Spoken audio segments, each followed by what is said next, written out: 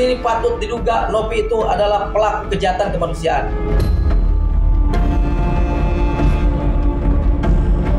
Saya menganggap Novi ini terlalu overacting untuk mencari simpati daripada netizen yang menggoreng-goreng keadaan tentang donasi.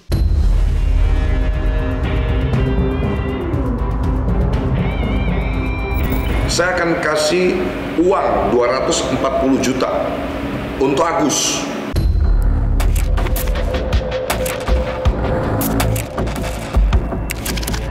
Hai Cumi Lovers, bersama Cumi Camp In-Depth, kami sajikan kabar lengkap, mendalam, dan akurat dari narasumber terpercaya. Dan jangan lupa untuk like, subscribe, dan juga share channel YouTube ini.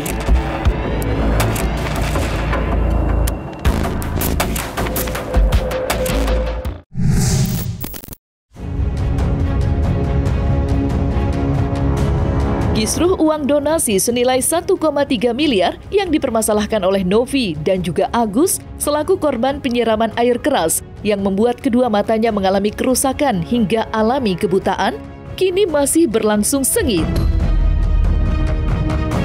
Agus dan keluarganya tidak terima atas sikap Novi yang dinilai telah mencemarkan nama baiknya. Mengingat dari sikap Novi yang mempermasalahkan uang donasi yang diterima Agus itulah, keluarganya mendapat hujatan dari netizen secara masif di media sosial. Atas tindakan tidak menyenangkan itulah, Agus melalui kuasa hukumnya melaporkan Novi, dan Agus akan terus berjuang atas laporan yang sudah dibuatnya.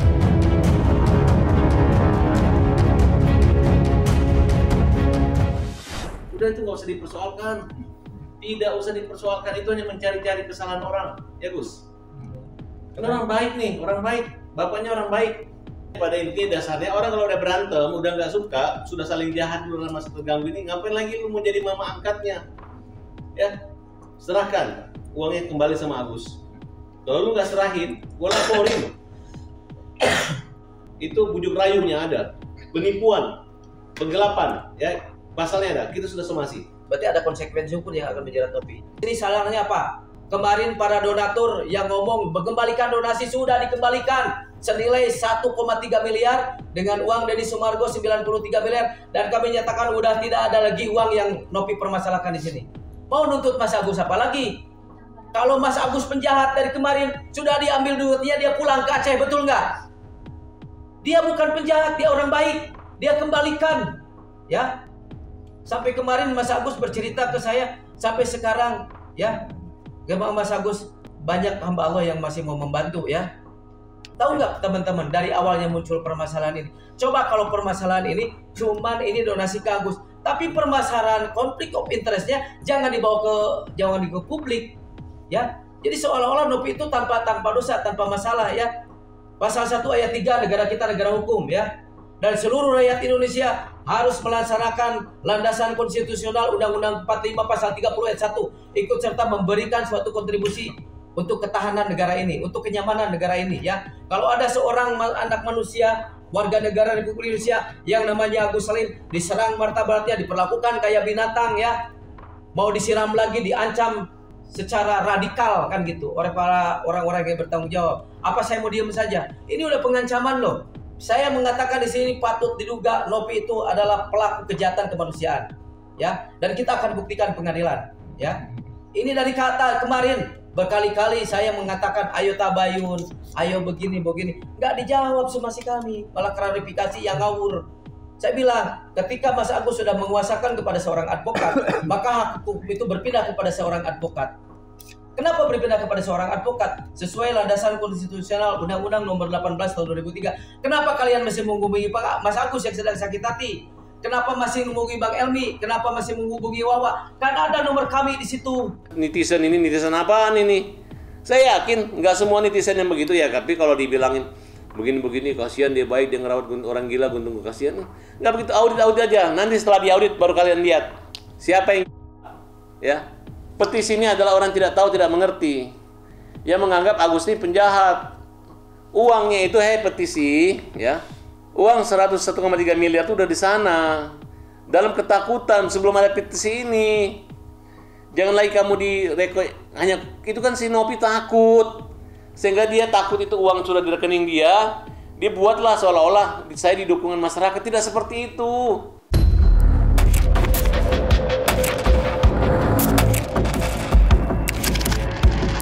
Perselisihan antara Agus dan Novi semakin meluas. Bagaimana tidak, dukungan untuk Agus kini mulai bermunculan. Dan salah satu yang getol membela Agus ialah Zanzabela, yang merupakan seorang konten kreator yang cukup vokal. Diketahui, Zanzabela membongkar masa lalu Novi yang diduga tidak mempunyai legalitas terkait yayasan sosial yang didirikannya. Oleh karenanya, Zanzabela meminta pihak berwenang untuk melakukan audit terhadap keuangan yang dikelola yayasan tersebut. Tidak itu saja, Zanzabela juga membongkar masa lalu Novi yang disebutnya sebagai sosialita itu, yang menurutnya kerap memanfaatkan yayasan sosial berkedok kemanusiaan untuk kepentingan pribadi. Jadi usut punya usut ternyata Novi Pratiwi ini adalah orang yang pernah berkasus. Anak-anaknya itu diambil oleh Dinas Sosial dan Kepolisian di 2023 karena terbukti tidak memilikinya legalitas tentang rumah sosialnya yang terkait tentang penggalangan dana, donasi, dan juga adopsi dari anak-anak yang dilahirkan dari ODGJ tersebut, begitu. Nah, artinya orang ini bermasalah. Dan kita pertanyakan legalitas atau keuangan di yayasan tersebut harus diaudit.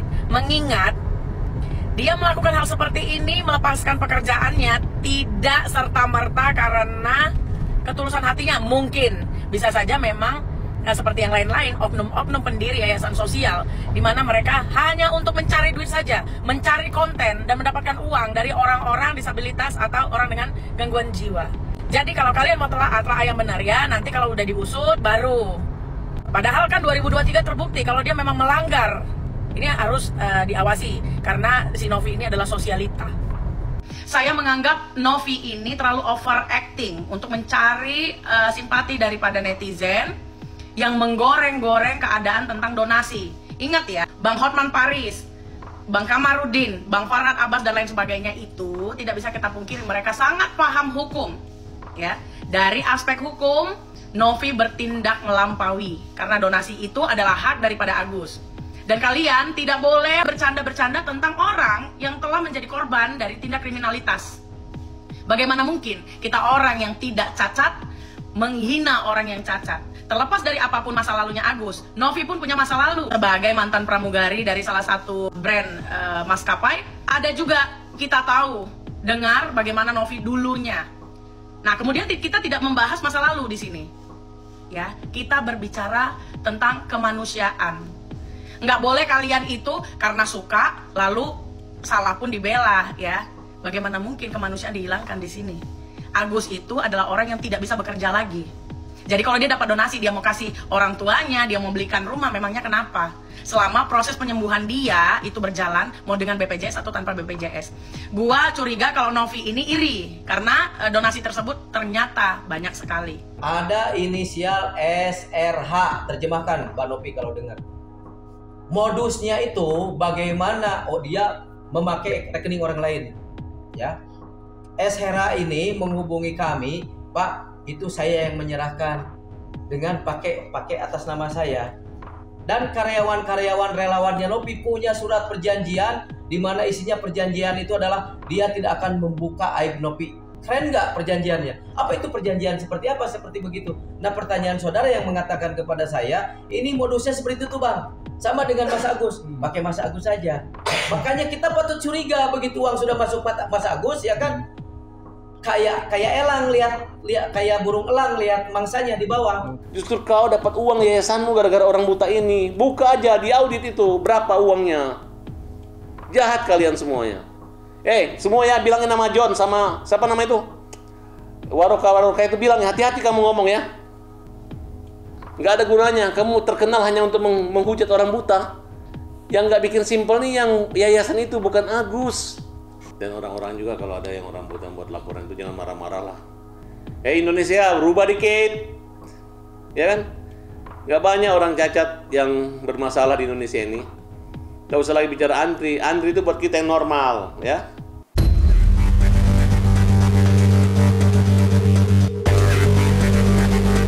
Farhad Abbas selaku kuasa hukum mengaku geram dengan pihak luar. Sebut saja pengusaha sekaligus konten kreator John LBF yang menurutnya ikut campur dalam kasus Agus dan Novi. Menanggapi pernyataan Farhad, John LBF balik menuding jika Farhad adalah otak di balik kekisruhan hingga berujung pelaporan yang dilakukan terhadap Novi. Alih-alih menyembuhkan matanya, Agus sibuk membuat laporan. Atas dorongan itulah, John LBF beberapa waktu yang lalu menghubungi Novi melalui sambungan video call. Lantas, langkah apa yang akan ditempuh John LBF untuk menghentikan laporan yang dibuat Agus terhadap Novi? Pertama, kenapa saya bersuara? Sebelumnya saya ngikutin, saya hanya jadi penonton setia, ya. Waktu awal si Agus ini diviralin oleh Novi di podcastnya Densu, akhirnya dapat banyak sumbangan, saya bersyukur. Dan kalau boleh jujur, bukan bermaksud apa-apa, saya termasuk salah satu yang melakukan donasi juga. Tapi saya diem aja. Yang selanjutnya waktu perselisihan ditemuin dari pihak keluarga Agus dan Novi juga di podcast Densu, saya lihat suasananya hangat, baik. Nah, kenapa John LBF bereaksi?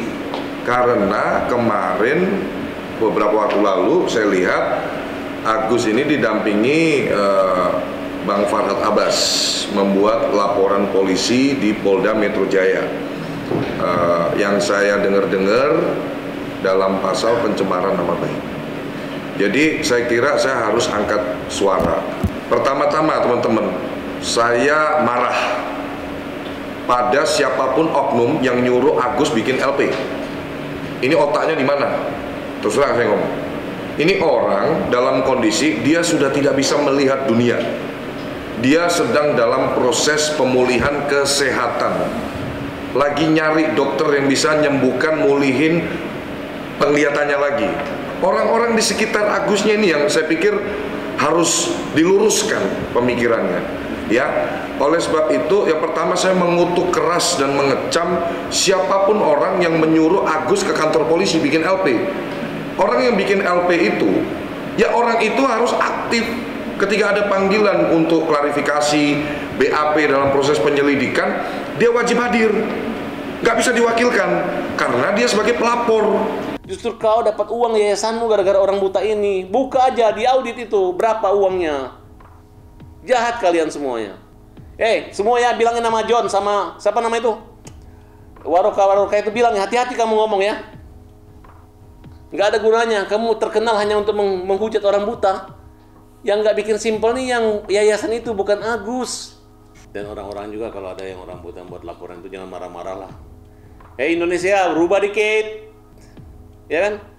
Gak banyak orang cacat yang bermasalah di Indonesia ini. Gak usah lagi bicara antri. Antri itu buat kita yang normal, ya. Lu ganggu orang buta, gua hajar, Saya sudah komunikasi sama Novi. Dia sudah paparkan semuanya. Bang, saya ini benar-benar tulus, Bang, bantu aku. 1 rupiah pun saya bersedia di audit, Bang. Dari awal berdiri yayasan saya bersedia di audit. 1 perak pun saya enggak. Ini panggilan hati saya, Bang. Novi sampaikan ke saya seperti itu. Saya akan kasih uang 240 juta untuk Agus. Ya, ini untuk Agus nih. Kalau Agus bersedia mencabut LP-nya 7 hari ke depan, terhitung dari kemarin. Kenapa saya kasih waktu? Ya, harus biar cepat, biar dia bisa fokus kepada pemulihan kesehatannya. Ini panggilan hati saya benar-benar tulus. Ada mekanismenya. Berkaca dari pengalaman donasi, saya tidak kasih brek di awal 240 juta. Jadi nanti akan kita buat secara perjanjian dengan lawyer saya bahwa uang itu adalah untuk, kan Agus sudah nggak bekerja nih sekarang. Jadi seolah-olah Agus jadi karyawan saya lah.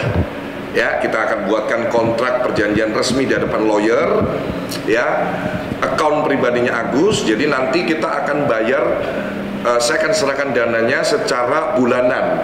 Kenapa bulanan? Saya juga khawatir berdasarkan pengalaman donasi kemarin. Kalau saya kasih break di awal, takutnya ada kumbang-kumbang liar nih yang mencoba mengambil uang. Saya nggak menuduh ya, cuman ini antisipasi preventif aja. Jadi saya nominalnya 240 juta, insya Allah itu sudah saya niati dan ikhlas. Jadi per bulan saya akan kasih 20 juta selama 12 bulan ke depan.